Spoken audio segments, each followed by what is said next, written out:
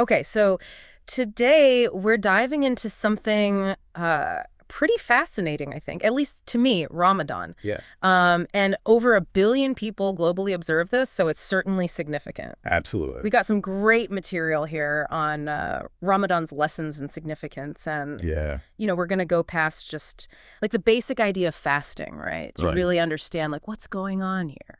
Yeah, and what struck me when I was looking at this material was Hmm. how much of it focuses on just genuine personal and communal growth. Yeah. It's not just a religious practice, Yeah. it's a practice that really is about developing yourself and your community. Right. And those skills, they kind of extend out Absolutely. from there. So Yeah. let's start with the core here. Okay. So Ramadan commemorates the revelation of the Holy Quran, Hmm. and fasting or Psalm, this is like a central pillar. Right, one of the 5 pillars of Islam. Right. And the goal is this idea of taqwa, so God consciousness, Yeah. and purifying yourself spiritually. Exactly. It's a time to really focus on your faith. Okay, so it's a time to focus. It's not just... Yeah, it's not just about abstaining. Right. It's about taking that time to reflect on your beliefs and how you live your life. Right. So it's an active process. Very much so. Okay, so this leads into kind of the personal transformation aspect. Hmm. The source material highlights self-discipline, right? Yeah. Learning to control your desires, not just around food and drink. Exactly. It extends to everything. And then there's this building up of patience, right? Mm-hmm. Enduring hunger and thirst. It makes you resilient. Yeah, and I was thinking, like, when in my life do I intentionally Yeah. practice this level of self-control? That's a good question, and there's some really interesting research Okay. that suggests that exercising this type of restraint can actually strengthen the prefrontal cortex, Wow. the part of your brain that's involved in planning and resisting impulses. So it has lasting effects. Exactly. The benefits last beyond just the month of Ramadan.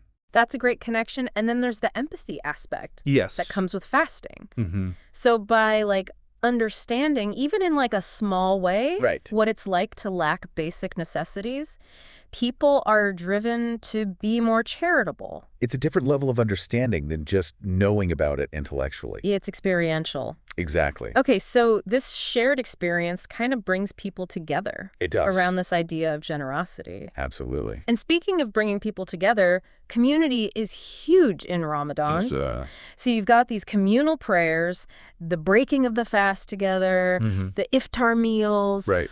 All of this is about strengthening those bonds. Yeah, it's very intentional. Plus, you've got these, like Yeah. this mandatory charity, right? Zakat al-Fitr, Yes. and then the voluntary charity, Sadaqah. Mm-hmm. And it's all about, like, being inclusive It creates this sense of collective responsibility. and supporting everyone in the community. Exactly. Okay, so another thing that the source material points out is this mindfulness Yes. and reflection that happens during Ramadan. It's about becoming more aware Right. of your thoughts and your actions. And then hopefully those positive habits continue. You create that space for intentionality, Yeah, and hopefully it sticks. and that's a challenge, right? It is. To kind of bring that into our daily lives Absolutely. when it's not Ramadan. Yeah.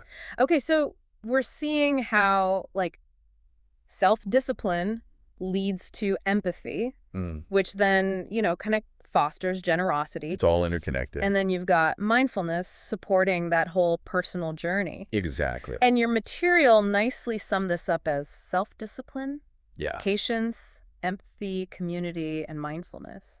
All these key takeaways. And they're all interconnected. Yeah, and then if you zoom out and look at the broader impact, Mm-hmm. you see how all of this can foster greater unity Yeah. within the Muslim community. But it also creates these bridges, right? Absolutely. With people of other faiths. Because it highlights those shared human values. Right, like compassion and service to others. Exactly. So the big takeaway for me is that Ramadan's obviously a deeply religious practice, Mm-hmm.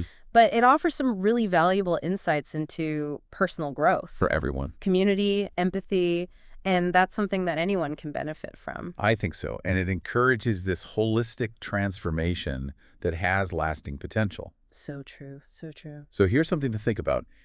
How could you incorporate even small elements of mindful restraint and empathy Mm-hmm. into your daily life? Yeah. Could that lead to some unexpected personal growth? Interesting. And could it strengthen your connection with those around you? Regardless of your background. Exactly. I think this deep dive into Ramadan shows us Mm-hmm. that ancient traditions often contain really relevant wisdom Yeah. for our lives today. fascinating stuff. Thanks for walking us through this. Yeah, of course. I think we all learned a lot today. Me too. All right, and thanks to everyone for listening to this deep dive. Yeah, thanks, everyone.